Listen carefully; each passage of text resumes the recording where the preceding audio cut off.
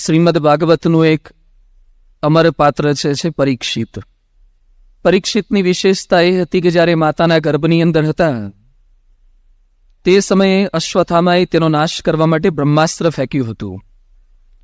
પાંડવ કુળના તમામ વ્યક્તિઓનો નાશ એ કૌરવોએ કરી નાખ્યો. હજી પણ સંતોષ ન થયો હોય એમ ઉત્તરાના ગર્ભની અંદર પાંડવ કુળનું એકમાત્ર સંતાન ઉછેર પામી રહ્યું હતું, એ હતા પરીક્ષિત. અશ્વત્થામાએ બ્રહ્માસ્ત્ર ફેંકી પરીક્ષિતનો નાશ કરવાનો સંકલ્પ કર્યો અને શ્રી કૃષ્ણ ભગવાન અંગુષ્ઠ જેવડું સ્વરૂપ ધારણ કરી પરીક્ષિતની રક્ષા કરી લે છે. જે પોતાની ચો તરફ રક્ષા કરી રહેલા ભગવાનને સતત જોયા કરે છે એવા પરીક્ષિત કહેવાયા છે. જેની ગર્ભથી રક્ષા કરી હતી ભગવાને સ્વયં એવા પરીક્ષિત હતા. બીજી વિશેષતા, પરીક્ષિત એ ધર્મવાન હતા. છતાં પણ આપણો ઇતિહાસ એમ કહે છે કે પરીક્ષિતને તક્ષક નાગ કરડ્યો અને પરીક્ષિત મૃત્યુ પામ્યા. કેવળ તક્ષક નાગ એની જાતે નથી કરડ્યો. તક્ષક નાગ 7 દિવસની આવીની અંદર કરડશે અને તારો નાશ થશે એવો ઋષિમુનિનો શાપ મળ્યો. ભગવાને સ્વયં જેની રક્ષા કરી હતી એનો નાશ ઋષિમુનિના શાપે કેમ કર્યો? શા માટે આવું શક્ય બન્યું?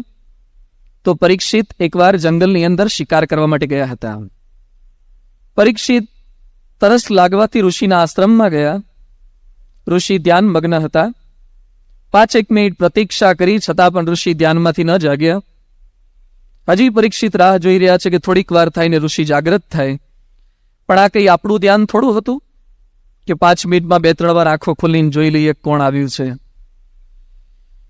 આ તો ઋષિ હતા. 10-15 મિનિટે ન જાગ્યા.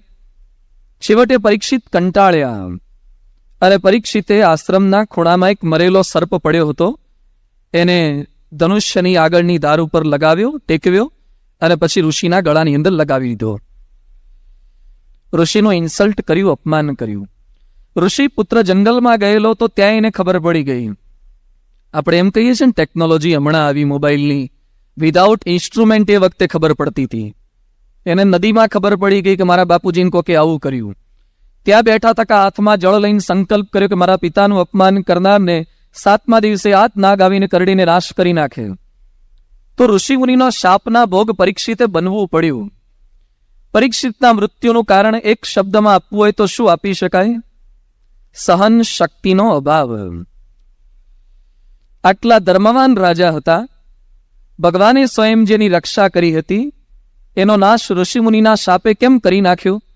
સહન ન કરી શક્યા.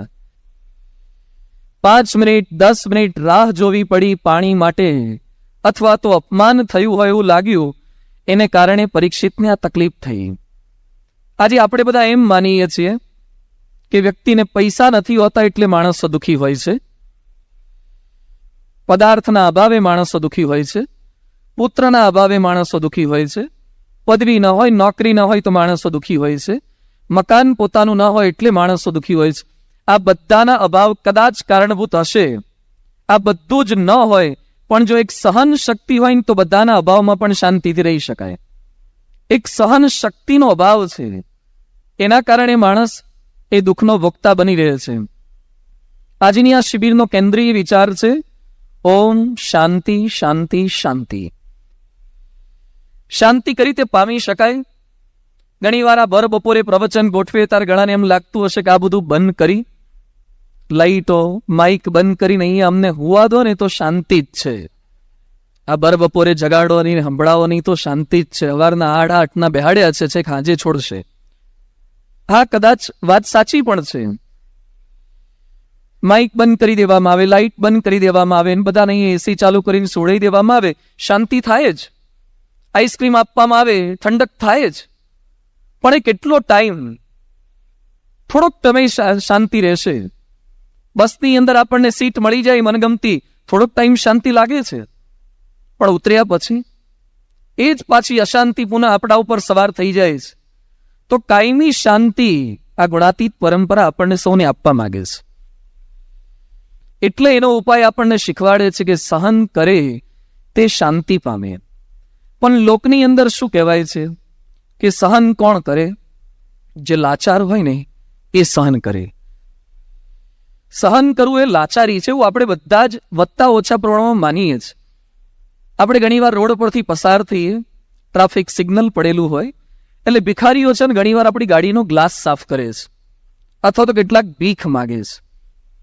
આપણે મૂડમાં હોઈએ અને સત્વગુણ વર્તતો હોય તો ક્યારેક આપીએ પણ છે, પણ આપણું કંઈ નક્કી રહેતું નથી, ક્યારેક નથી આપતા, ગાળોય દઈએ, અપમાન કરે છે, કેટલાક કખડાવે છે, કેટલાક હાથ પણ ઉપાડી લે છે.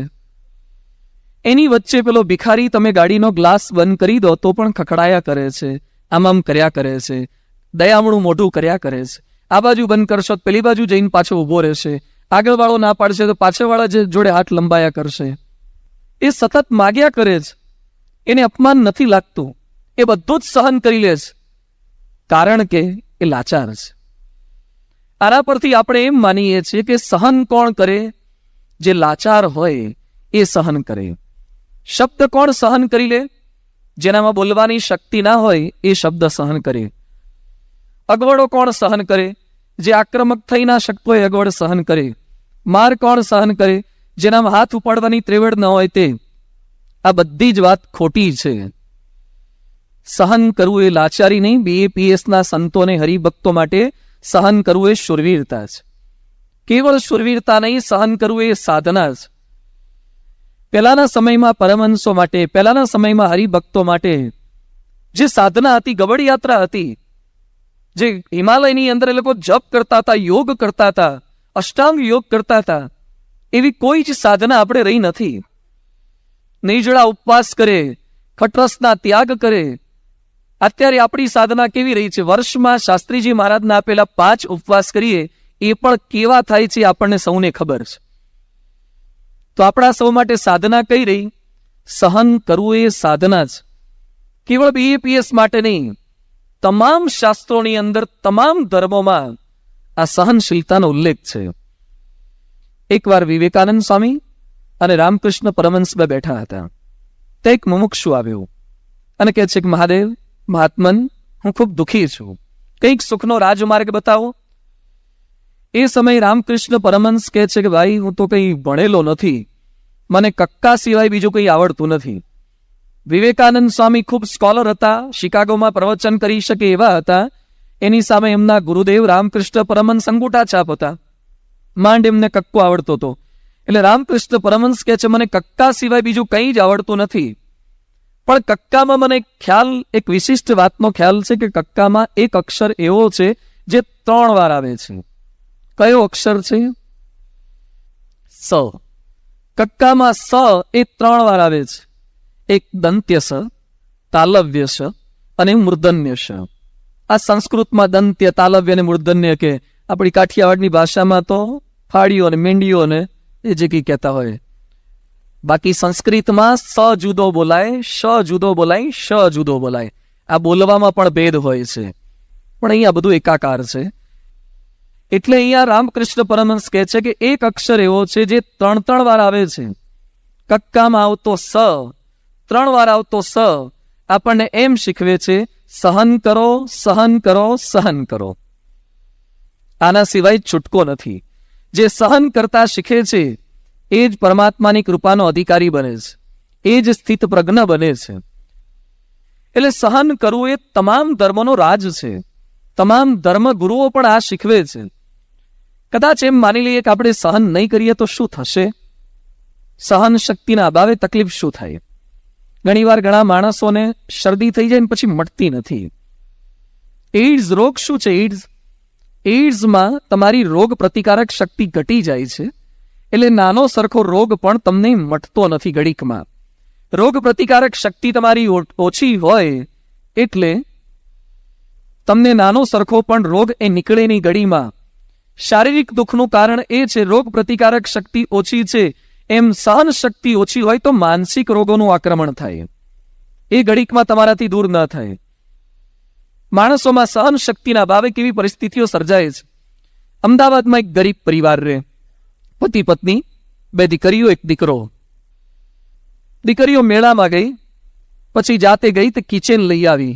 સાયકલના પેલા ચાવીને ભરાવાના, સાયકલ તો નહોતી પણ ચાવીને ભરાવાના કિચેન લઈ આવી. એના બાપુજીએ વાત કરી કે આપણે ગરીબ છીએ, તારો ભાઈ નાનો છે ને હોસ્પિટલાઇઝ કર્યો છે, માંડ 2-2.5 હજારનો પગાર છે ને કિચેનમાં ખોટો 100 રૂપિયાનો ખર્ચો શું કર્યો? એવા મોગા ભાવના